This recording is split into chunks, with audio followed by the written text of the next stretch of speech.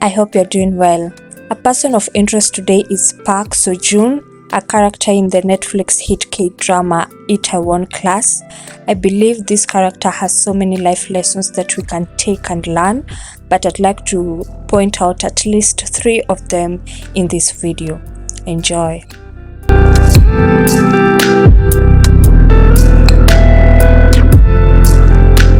Okay, so Park Seo-joon is the main character in the Netflix K-drama Itaewon class. One of his most important commendable traits that take him throughout this series is his loyalty in his beliefs. One can see it from the onset of this series when he stands up for one of the students who was being bullied by Jang Gun-woo, whose father, Chairman Jang, is the employer of Park Seo-joon's father. Everyone feared to intervene in saving the victim, including the teachers, for fear of Chairman Jang's status, but not Park Seo-joon. And when the bully's father, Chairman Jang, demanded Park Seo-joon to kneel down and beg for forgiveness to his prideful son, Park Seo-joon refused, a decision that inspired Park Seo-joon's father to choose to quit his prestigious job in support of his son. He chose to stand on his principles and those that he had taught his son over a prestigious status. 새로이군. 자신의 잘못은 스스로 용서를 구하는 거라네. 네가 여기 우리 아들 앞에 무릎 꿇고 사죄를 해. 그걸로 마무리를 짓지. 또 저희 아버지는 사람은 소신 있게 살아야 된다고 가르쳐 주셨습니다. Even when Park Seo-joon's father was killed by Jang Gun-woo and Park Seo-joon in rage almost beat him to death and was sent to prison, Chairman Jang demanded for him to bow down and beg for his forgiveness and earn his freedom back. He refused and instead chose to serve his time. He believed in his principles and that they shaped him to be the man who he was and also the man that his father was proud of, and he was determined to live up to those same principles at any expense. 무릎 꿇을 사람은 당신네들이야. I can truly resonate with Park Seo-joon character and this trait to be one of my biggest traits, and that trait is loyalty to my principles, even at the expense of my status quo. It is easier to swim in the sea of comfort and compromise, especially when faced with challenges like losing statuses, friends and family, but it is more commendable. It really suits me and it really shines when you are known as a principled person, like, Joseph in the Bible.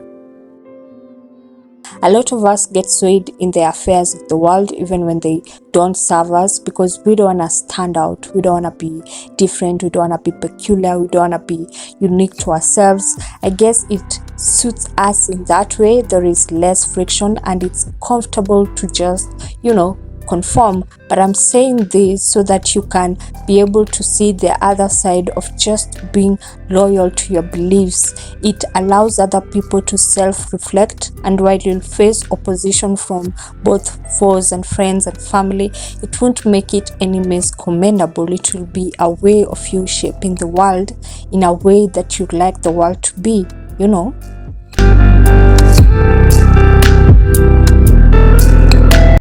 Another interesting thing about Park Seo-joon is in his ability to bring out the value of other people around him. Whilst in prison, Park Seo-joon met Choi Song-won, who was a part of a gang and was a street fighter. Of course, true to his character, he picked on Park Seo-joon, who just seemed to read and mind his business. When he didn't get the same violent reaction from him, he questioned his character. He was like, "But you are a prisoner. There is no one that will hire you. Why are you reading these books?" Park Seo-joon asked him, "Is your life 네 인생은 쫑났냐? nothing?" 뭐? 자기 값어치 헐값으로 매기는. A question that followed him even after prison when he chose to continue being a gangster. Ultimately, he met Park Seo-joon when he started his restaurant business and chose to work for him, later on becoming a director of his multi-million franchise. A lot of people say to know your worth, which is good, but I say know it, then right after show others to know theirs too. I meet a lot of people who say, I don't know what my gifts are, I don't know what my talents are, and I tell them, what is it that you can do for the rest of your life, even when no one pays you, no one notices you, and still enjoy doing? A talent doesn't have to be as loud as, music talent, dancing talent, fashion talent. It can be the little things like knowing how to make a plan and sticking to it, decorating a room, being reliable, always on time, articulate, things that are natural to you. That's how you start understanding your talents. They are not always a final, big, majestic product. It's a seed that requires to grow. So in that way, when you're able to understand and know your worth, other people will notice and they'll be able to self-reflect. But like Park Seo-joon asked his friend, is your life worth nothing?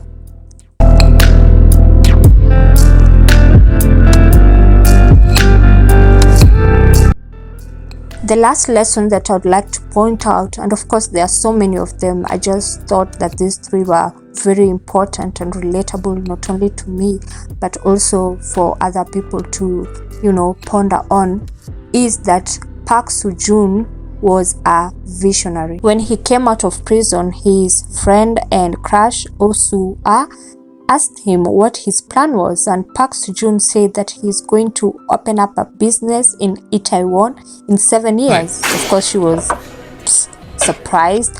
She asked, why 7 years? What are you gonna do in the meantime? He said that he was going to work in a fishing boat. This came as a shock to Soo-ah and of course to me as I was watching, because I expected that he would start avenging his father's death right away. True to his word, Park Seo-joon opened his restaurant in 7 years. Little known to his friend and me, Park Seo-joon had invested his inheritance in stock and chose to work for 7 years to later come back and open a business that would rise to compete with his enemy, Chairman Jang restaurant franchise, the one his father chose to quit. Even when later Park Seo-joon chose to expand his business despite all the obstacles he faced, his friend told Park Seo-joon's manager, Joo So, to listen to him because he always kept his word. He always kept up to his vision. Two key notes there are: one is to always allow time to play out in our lives, plans and dreams. Being patient is a virtue. It is an art to understand seasons, like a farmer knowing when to plant, patiently watching and working to see their crops grow and later receiving his harvest. That's how life works. It's about planting, allow time to do its thing, and watching your vision unfold. 9년. 내 계획은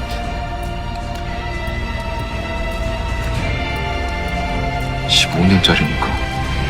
The farmer already has a vision of what his harvest will look like, so the first step is to plant for him, and so should you. You should already know your vision and start working towards it and planting seeds towards that vision. No matter how long it takes, at the end you'll reap what you sow. The last keynote is sticking or standing on your words or vision. Being a visionary is a godly thing. It transcends humanity, it transcends time, and speaks to multiple generations and people. The only thing is to work towards your vision. Miles Monroe said it best: your vision is inherent, it is inborn, it is pure, it is straight out of God. It is a perfect finished product handed to you.